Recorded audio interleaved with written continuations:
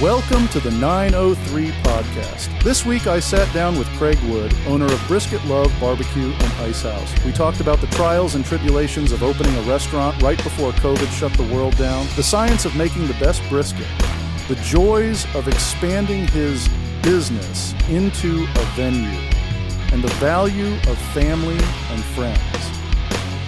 Here's what's happening in the 903. Welcome back to the 903 podcast. It's a little weird saying that because we just transitioned our names, and lucky you're going to be the first one on the new name podcast. And just want to first say thank you to Waylon for taking on the producer role of our podcast. I'm excited about 2026. We got about 6 months already booked and planned, and looking for some great content this year. Also want to thank our sponsors. Thank you guys so much for believing in what we do and supporting what we do. Without you guys, we wouldn't be able to travel, and we wouldn't be able to provide new equipment and all that good stuff. Without further ado, we've got Craig Wood here. He is the pit master and owner of Brisket Love Barbecue and Icehouse. That's right. Thank you so much for coming on. Bet. Thank you. We planned this like last summer. Yeah, it was like 8 months ago. Right. Like, man, are you that far out? I am, which has been a blessing. That's a good thing. It's a blessing. It really has been.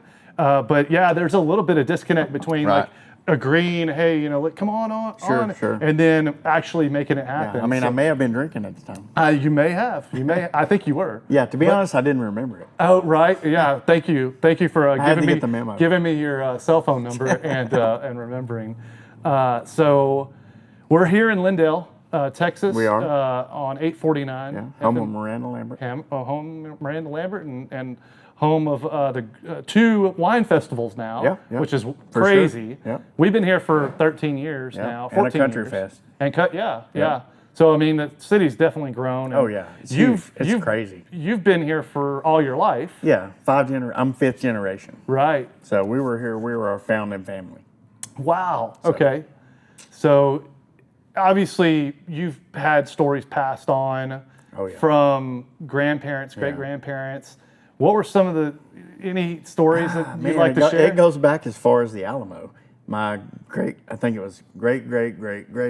grandfather died in the Alamo. Oh wow! Yeah, and his son is buried here in Lindale. Has a historical marker at Damascus Cemetery. So that's kind of how long we've been here. And basically since Texas. Right. Wow. And are there any of their structures still around? No, nothing like that. Yeah. Okay. But you're a second or third generation business owner here in Lindale? I'm a second generation. We skipped. My grandparents had a cafe or several cafes here in Lindale, and then my dad was not in it, so we skipped a generation. And I guess I stumbled back into it. Yeah. So what got you kind of excited or interested in being restaurant owner is one thing. Like, that's harder to me than just a regular business. Tell me. Yeah. I didn't realize that. Yeah. So here's how it happened. I grew up loving to cook. My dad, we had a cabin on the river, Sabine River, down in Upshur County, and they cooked, my cousins, my uncles, my dad, and I kind of caught on to that and helped them and kind of fell in love with cooking mainly barbecue, smoked meats, live fire. And then I owned an alarm company. I started a Remington Alarm Systems. We've sold now, but had that for about 30 years. And I thought, I would love to open a barbecue place one day. You saw I love it. Anyway, side story. So this building came up. This building that was here was originally a catfish place. Right. Catfish heaven back in the 80s, late 80s, maybe early 90s. And I always told my wife at the time, I was like, if that building ever comes available, I'm going to buy it and make a barbecue place. So I'm like, so time went on, years passed. Finally, it came up for sale one day, and I'm like, you know what, I want to buy that. So I made a phone call. I saw the sign, and probably within 20 days, I owned the building. Oh, wow. So it happened quickly. Yes. Now, we sat here for, I don't know, a year or so. I had my alarm company here. We did some remodeling on one side of it. It's about a 12,000 square foot building, so it's huge. Mm-hmm. So we ran the alarm company on one side, and I thought, well, one day the other side, I'm going to remodel this thing and make a barbecue place. And so here we are. Mm-hmm. It happened. Yeah. 2019. Yeah, 2019's. We started remodeling in 18, but we opened. I think our first day was April 15th, 2019. 2019. Yeah. You were Tax day. before we got started, you were talking to us a little bit about like the boards here. Yeah. Really, like I say, it's a big place, and we added on to it. So, I found two old houses. One was built in the late 1800s, like 1898, and we found another one somewhere. They were both in East Texas that was built in the early 1900s, and we had those torn down and hauled up here, and we basically repurposed all the lumber. So I don't know if the cameras, but you can see colors and things around here, all around the restaurant. Yeah. That we literally never used a paintbrush in this building. 12,000 square foot building. Any colors you see were originally on those two old houses that we bought. So it's kind of cool. Yeah, Cool for story. sure. So you guys started in 2019, Right? and then 2020, Oh, COVID. tragedy hits. You That's know, my luck. That's my luck. Yeah, exactly. Well, I mean, you're not the only business owner that I've talked to that had opened a business. I mean, we talked to. I mean, who knew? Yeah, we talked to Lance at Heritage down in Right. Tyler. I mean, he kind of did the same thing. 2019, Yeah. they opened. 2020, Yeah, he's bam. a good friend of mine. Yeah, I mean, he's a wonderful guy. Yeah. And good friend of mine too. Yeah. And they open, and then bam, you get the rug pulled out. Right. Talk to us a little. And you can't predict that. Yeah, what was that like? I mean, Well, first of all, I thought, well, that's my luck. Yeah. Of course of course. We're going to have a pandemic. right. It was, man, when we first kicked off, this thing was so busy. Yeah. And it's a big building. Yeah. Like the first week, I wanted to put a chain on the door. I was so stressed out. We had so much business, so Right. many people. Selling out of everything. It was crazy. I couldn't cook enough. I have 2,000 gallon, at the time, I had 2,000 gallon pits. Yeah. That I could cook, 60 briskets on, 64. And everything we could cook, we were still selling out by 3 o'clock for the first month. Wow. But we were new, it's going to happen. Sure. And I'm like, this is so stressful. I nearly put a chain on the front door and locked it and walked away. It was, I didn't sleep. I lost weight. It was bad in a good way. Then, right after that, COVID hit. Night and day, from here to here. Of course, they shut us down. We couldn't have people in here. We had to do takeout, Stay carry out. It was a nightmare. We made it through it somehow. I had the alarm company I told you about. I sold that and had a little cushion there. Yeah, and this is what helped build the place. And luckily if it wasn't for that, we wouldn't be here today. We wouldn't be talking today. Mm-hmm. But we made it through it, and it's been great since. The food would continue to grow. I guess the music part we can talk about whenever. Yeah, for sure. Well, let's talk about. One of the things that impressed me whenever I was doing a little bit of research on you and the food was your scientific outlook and your kind of way of looking at barbecue. Most pit masters probably are going to consider some things. Yeah. What are some things that you consider as a pit master when you're looking at you're right. cooking? You're right. It's part art. It's part science. Yeah. It really is, and that's what intrigued me about it. Yeah. Because it is. It's 50% art, 50% science. It's not like you go put something in a microwave or put something in an oven, set it at 350 and set a timer. Yeah. There's so many variables. You have to learn fire management because we're cooking on primitive machines, pits that there's no gas, there's no electricity, it's wood, okay? And then to burn a fire, you're dealing with humidity, temperature outside, even pressure, barometric pressure. It makes a difference on how we have a series of dampers and that we control the fire with and the draft of the pits. And it's that's the art. Well, it's the art and the science. Yeah, of it. for sure. And then how what you season briskets with, the Maillard reaction, how bark's formed, humidity inside the pit. It's all, you have to factor all that in. So there is a lot of science in it. Yeah.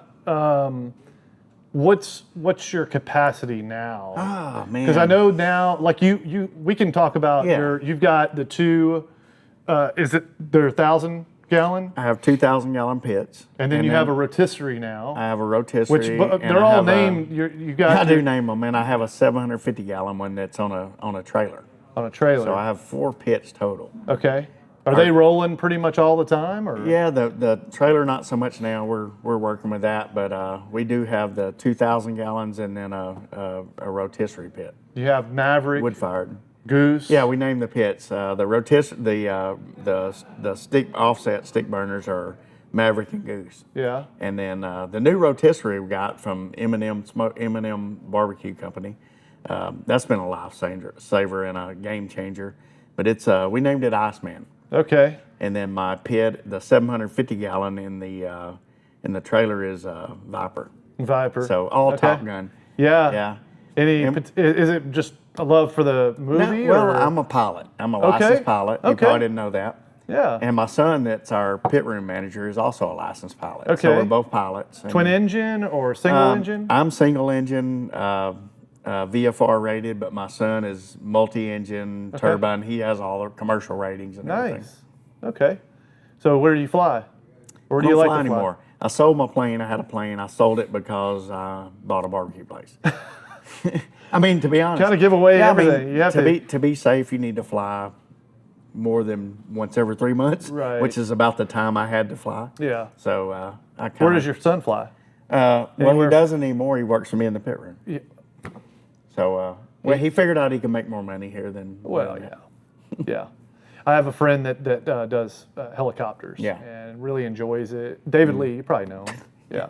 And he was flying over here yesterday. Oh, We yeah, were waving at him. Yeah, dude's crazy. He man. lands in my pasture all the time. Oh yeah, man. And I love watching his videos, but I'm like, golly, that's just, I don't know. It's you're in a bubble. Yeah, David's a good friend of mine. Yeah, for sure.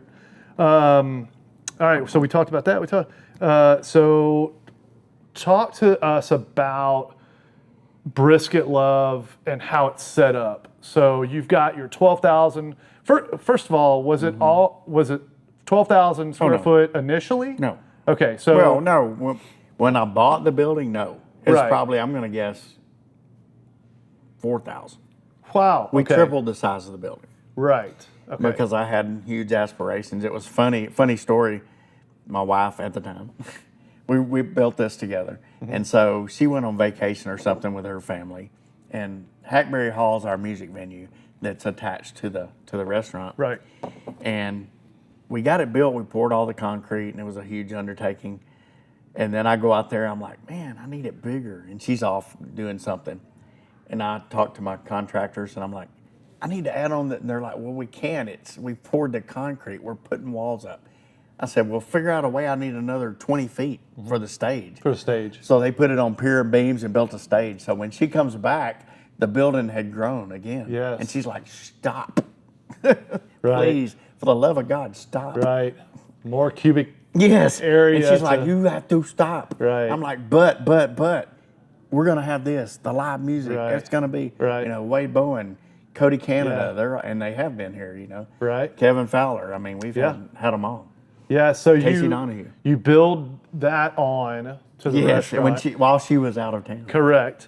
And then you do kind of like a hill country type of style. Yeah, I would say. Outside. Oh, it's definitely hill country. Yeah, Definitely hill country. Well, we have a beer garden out there with Yeah. fire pit and all. And Right. I did want that feel, like a hill country feel. So I drove by a place in Lindale actually, and they had a mesquite tree. And I'm like, well, that's cool. Wonder what that cost. It was a lot. Anyway, we have 3 of those that we planted, and we hauled in pink granite from Marble Falls and put it. That's the kind of the base of the beer garden. Yeah. So, and then I did want that. And then you have a fire pit. We have a stone fire pit. Yeah. Yep. And you have cornhole outside. Sometimes. Sometimes, yeah. I mean, depends on weather. They stole the cornhole. They stole the bags. I haven't replaced them. Coming soon, right? Coming soon. Coming back soon. And then you have restrooms out there too. Yeah. So like there's a whole outside space. Oh yeah. For people to enjoy, especially when we have weather picnic gets tails, umbrellas. It's kind of cool. Yeah, for sure. And then it kind of gives you that vibe, that hill country vibe. And then you have lights. We'll have pictures. Overhead lights, yeah, absolutely. And then when the sun goes down, then you have the fire pit going. Oh yeah. And everybody gravitates to it. Yeah, I've been out here quite a few times where everybody's kind of together, and then you start talking, and people get to know each other, and where are you from, and where have you been, and that type of thing. It's a pretty cool little dynamic. What's the day in the life of a pitmaster restaurant owner? What does it look like? Like, I can imagine. How long do we have? Yeah, exactly. Well, first off, like, I assume that maybe you have like somebody who sits by the fire overnight. I do. Believe it or not, we have 38 employees. How many? 38 employees, full-time employees. Wow. It's a big operation. 38. In a small. You wouldn't think that. I was thinking like maybe max like 20. Yeah, we'll do. Like meat.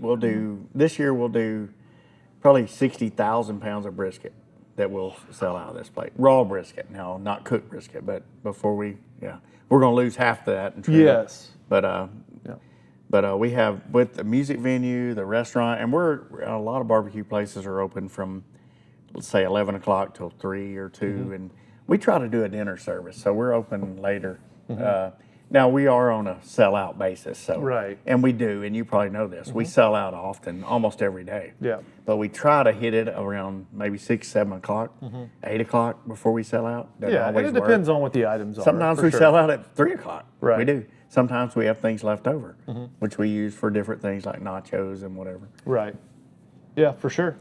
So what's the day of the life look like? When's the day start? I would say the day starts it never ends, to be honest with you. Yeah. It's like the day that never ends.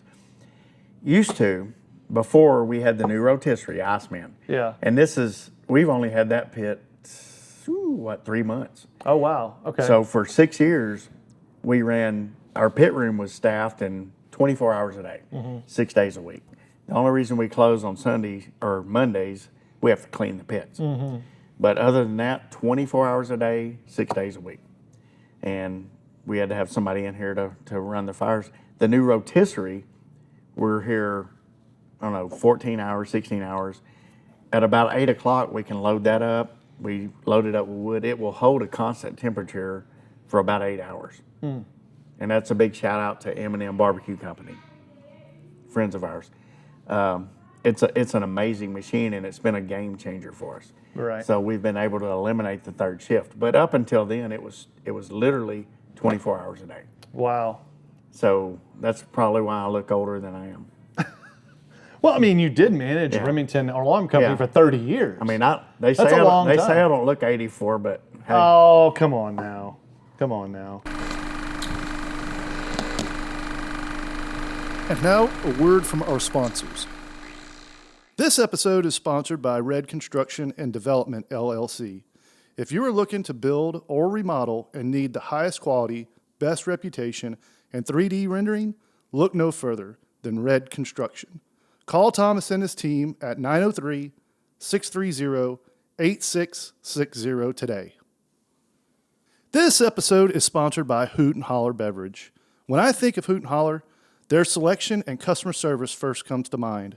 So skip the big box franchises and make the trip to Hoot and Holler in Gun Barrel City. Between barrel picks, mixers, seltzers, whatever you need for the weekend, they'll help you find it. Stop by today. Scott and team are ready. This episode is sponsored by the Humidor. If you are looking for cigars and want to enjoy a few hours in a great environment with a great staff, the Humidor should be your next stop. With their vast selection and new bar, you'll have a great time every time. This episode is sponsored by Vault Arms, the premier destination for all things firearm related. So if you're in the market for handguns, rifles, or supplies, stop by Vault Arms at 4740 South Broadway or their indoor range at 417 West Elm in Tyler.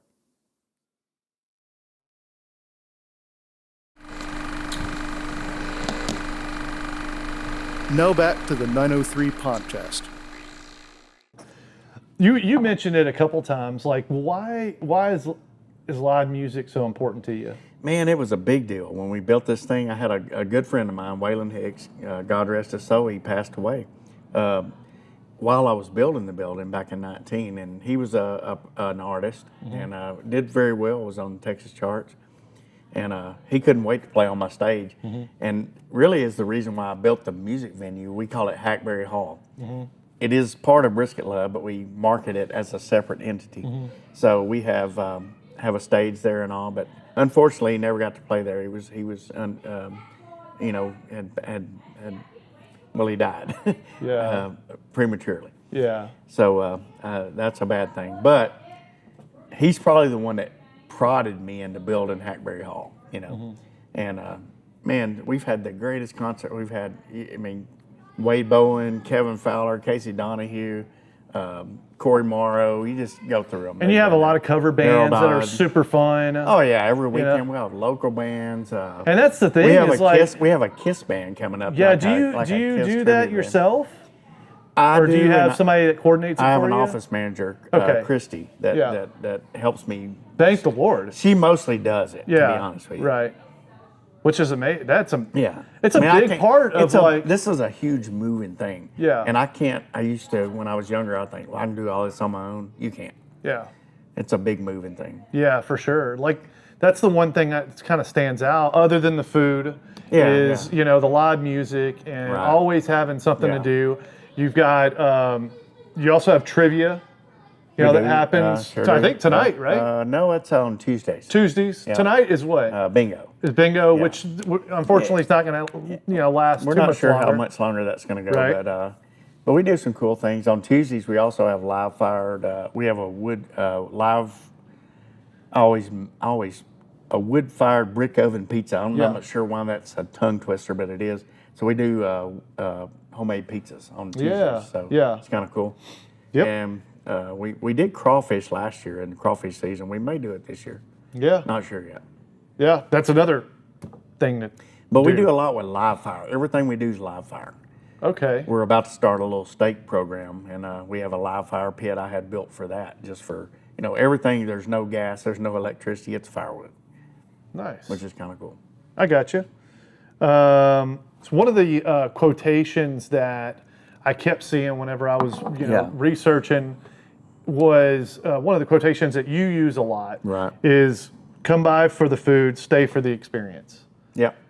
What do you mean by that, or why do you think that that's kind of a slogan? It's like our food draws you in, or we hope it does. You know, we hope you come for the food and then stay for the experience, which would be Hackberry Hall. The things we do out there, whether it be bingo, whether it be trivia, live bands, whatever we, you know, entertainment. So there's the stay for the fun.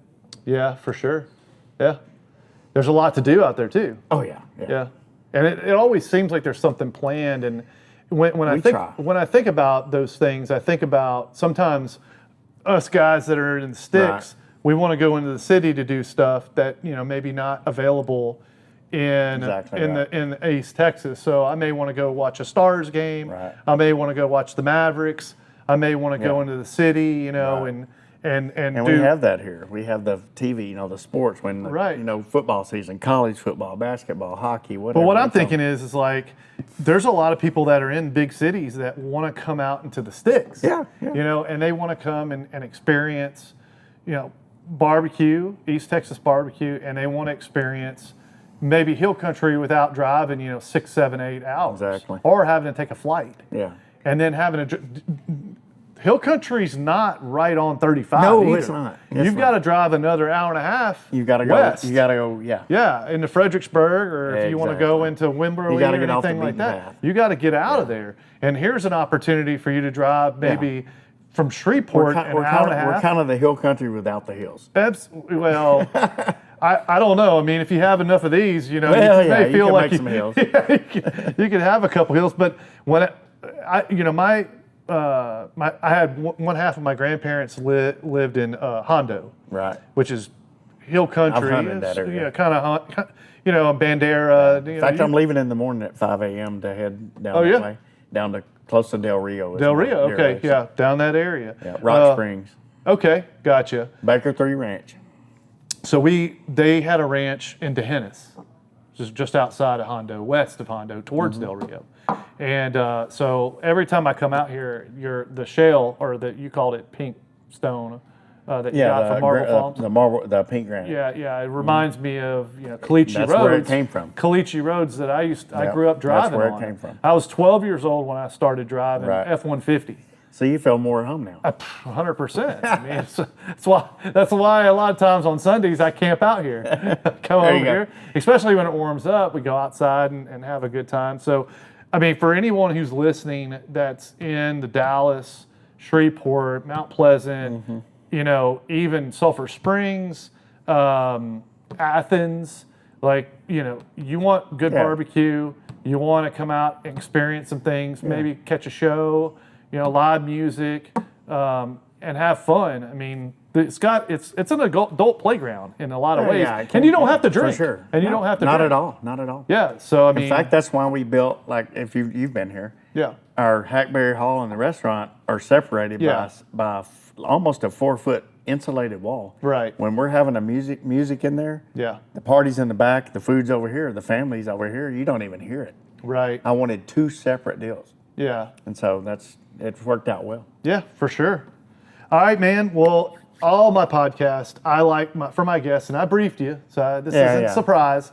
But for you to kind of maybe show some appreciation, if you like, because a lot of times we don't slow down and kind of show people the appreciation. Right. And this could be somebody who maybe never listened to podcasts, or like your son, always listen to podcasts. You've kind of already shown him some appreciation because obviously you would be able to do this without him. I can't thank him enough. Yeah, for sure. But did you have any mentors that you wanted to kind of recognize? My dad is like, we talked about earlier about going to the river where we had our cabin, kind of where I guess got the passion to cooking on. It was those old guys. They were drinking beer, catching fish, shooting deer. And that's kind of where I picked it up. Yeah. And so I appreciate that. I guess it instilled in me who I am or what I am. Right. For better or worse. Right. But that, and gosh, I mean, man, there's so many people. You don't appreciate the guys at the bar? My friends, Shane and Jeff. Yeah, those guys. Some good things and bad things. That's another podcast. Yeah. Right? Yeah, I promised I'd be good. Yeah, exactly. No, I mean, those guys are always up here. They are, supporting you, and you guys have for sure. a lot of stories. And it's like a family. Yeah, absolutely. It is. A dysfunctional family. Sometimes. Yeah, I mean, look, as time has gone on, and we've been coming here for a long, long time, we know how close-knit things are. Sure. Your son works with you, and then you have folks that are recognized that are no longer with us, and so, I mean, and those folks work with you, and I know how much their presence is felt day in and day out. 100%. And every day. But there's not every owner doesn't do that. You know what I mean? So I mean that means a lot to me as a patron, as seeing somebody who served me, or that helped me do, and see them recognized. Right. It means something to me too. So it's not just business. It's not. It's relationships. You're right. too. That you hit it head on. Yeah. So anyway, I'm still going to play. I'm going to do it again. But folks that are on I-20, whether you're in Midlothian, it's a short drive. It's such a small drive, and especially if you're trying to get the kids out of the house, or if you're just trying to do a joyride for an hour and a half. And there's so much to do in Lindale. I mean, we've got 100% now. The Miranda's place up there, the Pink Pistol, and TXM in Lindale. That's right. Petty's restaurant in Lindale. There's so many cool places. Yep, 100%. I think there's a museum. I don't remember what kids they call museum. With the tractors and all. I can't remember the name of it. I can't either. But there's a lot to do. It is. It's a cool place. Yep. And we're growing. We're growing 100%. Crazy. Well, I mean, eventually we're going to have the Texican or whatever it's called. I've heard they're going to build that out there. Kind of like a Buc-ee kind of like style. A Buc-ee, smaller Buc-ee's type deal. Yeah. We're excited. I mean, Lindale's, and then you've got the Loop. The toll road, which can get you kind of north or south. Oh yeah, you can get easy. From Tyler 20 minutes. Yeah. From South Tyler 20 minutes. Yeah, absolutely. So from a logistical standpoint, it's not hard to get here. Not at all. Not at all. Yeah. So a little hard to find, but not hard to get here. Yeah. Did you want to give your address? Yeah, it's 15338 FM 849 Lindell, Texas. Perfect. Phone number? I don't know my phone number. I have it on speed dial. Well, guess what? We'll put it on the podcast. I do have a phone number. Yeah. Our website's www.brisketlovetx.com. Yeah. Very cool. It's amazing. I impressed myself. I knew that. Yeah. Anything else you want to add? No, man, I'm good. Yeah. I appreciate y'all. Yeah, Appreciate it's been you. fun, Yeah, man. Appreciate the time. Thanks for the hospitality. Well, Thanks you for bet. letting us sit up here with the Texas flag. Man, you bet. Yeah, it's been awesome, man. Awesome. Thanks so much. Yes, thank you. Appreciate it.